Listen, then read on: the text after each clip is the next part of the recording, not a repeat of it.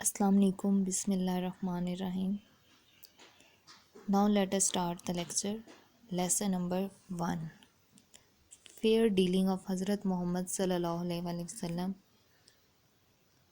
آپ صلی اللہ علیہ وآلہ وسلم کا منصفانہ لین دین. کہ آپ صلی اللہ علیہ وآلہ وسلم اپنی زندگی میں معاملات کو کس طرح ہینڈل کرتے تھے، کس طرح دوسروں کے ساتھ لین دین رکھتے تھے، کس طرح تجارت کیا کرتے تھے، اور ہمیں ان کی زندگی سے کیا سبق حاصل کرنا چاہیے. اس چیپٹر کے اندر ہم یہی پڑھیں گے کہ آپ صلی اللہ علیہ وآلہ وسلم نے اپنی تمام زندگی میں کس طرح دوسروں کے ساتھ لین دین کیا تھا، کس طرح انہوں نے تجارت کر کے منافع کمایا تھا، اور ہمیں ان کی زندگی سے کیا حاصل ہوتا ہے، اور ہمیں ان کی زندگی پر کس طرح عمل کرنا چاہیے. سب سے پہلے ہم اس آج ریڈنگ بھی کریں گے، ٹرانسلیشن بھی کریں گے اور ورڈز میننگ بھی کریں گے.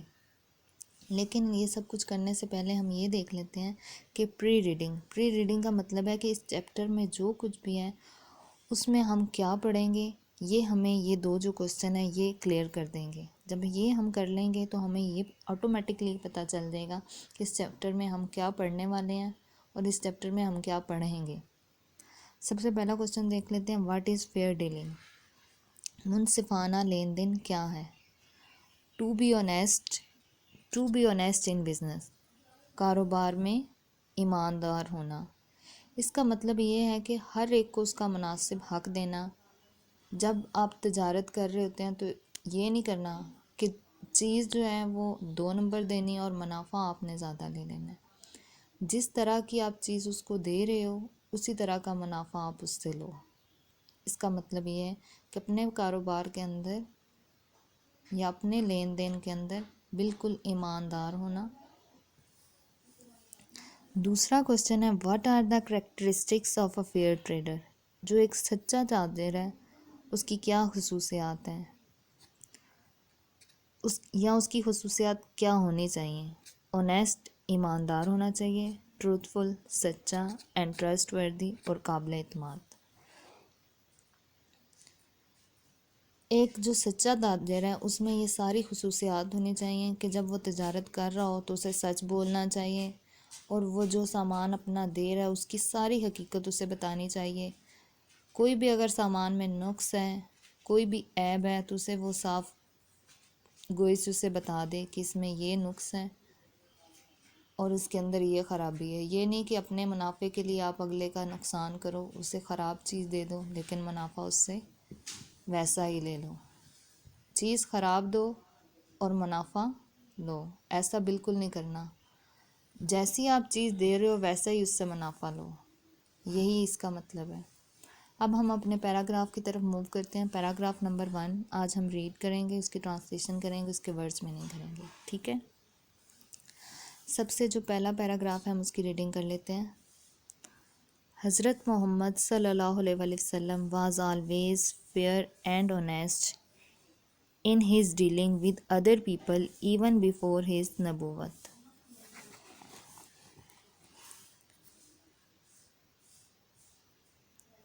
He was known as the truthful and the trustworthy. In his young age, he became a trader. He traded with other people's money with great care and was very successful. The people of Makkah were much impressed by his trading skills and fair dealing. They had complete trust in him. آج ہم یہیں تک کریں گے.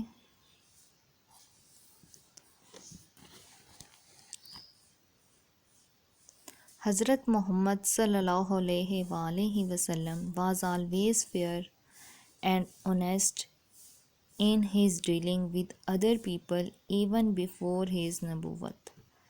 حضرت محمد صلی اللہ علیہ وآلہ وسلم ہمیشہ منصف تھے اینڈ honest، ایماندار تھے، in his dealing، اپنے معاملات میں، with other people، دوسرے لوگوں کے ساتھ، even before his نبوت، نبوت سے پہلے. حضرت محمد صلی اللہ علیہ وآلہ وسلم اپنی نبوت سے پہلے بھی دوسرے لوگوں کے ساتھ اپنے معاملات میں بہت انصاف پسند اور دیانت دار تھے. He was known as the truthful and the trustworthy. Truthful کا میننگ ہے سچا اور ٹرسٹ وردی کا میننگ ہے قابل اعتماد. آپ صلی اللہ علیہ وآلہ وسلم سچے اور قابل اعتماد کے طور پر مشہور تھے. In his young age he became a trader. وہ جوانی میں ہی تاجر بن گئے. He traded with other people's money with great care and was very successful. He traded. انہوں نے تجارت کی.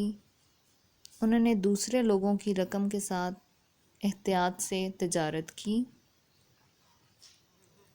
And was very successful. اور وہ بہت کامیاب رہے.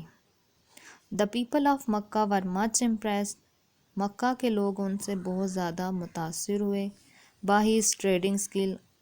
ان کی تجارتی مہارتیں دیکھ کے. And fair dealing. اور ان کا منصفانہ لین دین دیکھ کے جو مکہ کے لوگ تھے وہ بہت زیادہ متاثر ہوئے.